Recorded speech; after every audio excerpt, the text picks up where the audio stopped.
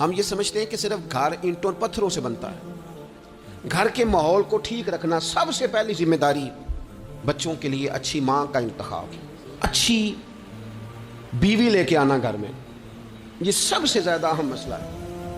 نہ مانے ہم، لیکن بہرحال ڈھیر ساری جگہوں پہ دولت دیکھی جاتی ہے شادی سے پہلے۔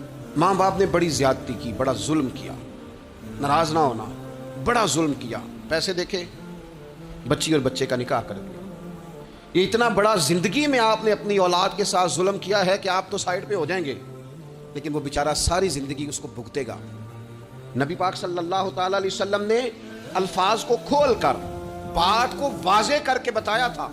ایک تو ہوتا ہے نا کہ آپ کو کسی تشریح میں جانا پڑے، حضور نے بالکل کھول کے فرمایا کہ عورتوں سے محض ان کی خوبصورتی کی وجہ سے شادی نہ کرنا، اس لیے کہ خوبصورتی ان کو ہلاکت میں ڈال دے گی، اور فرمایا محض ان کے مال کی وجہ سے شادی نہ کرنا، مال ان کو سرکش بنا دے گا۔ یا رسول اللہ صلی اللہ تعالی علیہ وسلم پھر کیا کرے؟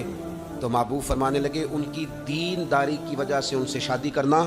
اور یہ ابن ماجہ میں لفظ موجود ہیں، اللہ کے محبوب علیہ الصلوۃ والسلام فرمانے لگے کان میں سوراخ والی کالے رنگ کی باندی اگر دیندار ہو تو تمہارے لیے بڑی بہتر ہے۔ باندی ہو، رنگ سیاہ ہو، کان میں سوراخ، اس سے نکاح کر لینا، شرط یہ ہے کہ دیندار ہو۔ بہت اثرات ہیں ماں کے، لہذا اس انتخاب کے اندر باریکی کا مزاج پیدا کریں اگر اپنے گھر کا ماحول ٹھیک رکھنا چاہتے ہیں۔ اور اگر ماحول ٹھیک نہیں ہے تو پھر آپ کروڑوں روپیہ لے آئیں، جس کے بچے ہی ناکام ہو گئے اس کے پیسے کیا کریں گے؟ آپ بہت بڑا گھر بنا لیں، لیکن اگر بچے ہی ناکام ہو گئے تو آپ کی بڑی حویلی کیا کارنامہ سر انجام دیں۔ اور اسی طرح کا معاملہ مرد کے ساتھ بھی ہے۔ نبی پاک علیہ الصلوۃ والسلام نے فرمایا جب تمہیں ایسے لوگ پیغام نکاح دیں جن کا دین اور اخلاق اچھا ہو تو پھر اپنی عورتوں کا نکاح ان سے کر دو۔ اگر ایسا نہیں کرو گے تو زمین میں فتنہ برپا ہوگا، فساد ہوگا۔ نیک مرد جب ملے تو پھر اس کے ساتھ نکاح کرو۔ صحیح بتانا، خالی نیک دیکھ کے رشتہ دے دیا جاتا ہے؟ نیک ہے، دیندار ہے، اچھے اخلاق والا ہے، خالی تقویٰ دیکھ کے لوگ رشتہ دیتے ہیں؟ بڑا کچھ دیکھا جاتا ہے، بڑا پس منظر دیا تو تنخواہ تھوڑی ہو تو کہتے ہیں کماتے کچھ نہیں۔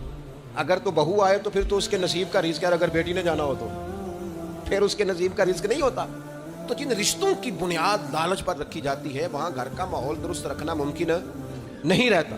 گھر کا ماحول اس وقت درست رہتا ہے جب تقویٰ کو، طہارت کو، پرہیزگاری کو، عمدہ اخلاق کو، عمدہ اطوار کو، اچھے نظریات، ستھرے مزاج، گھرداری کے ماحول کو جب پیش نظر رکھا جاتا ہے پھر حالات کچھ اور طرح کے ہوتے ہیں۔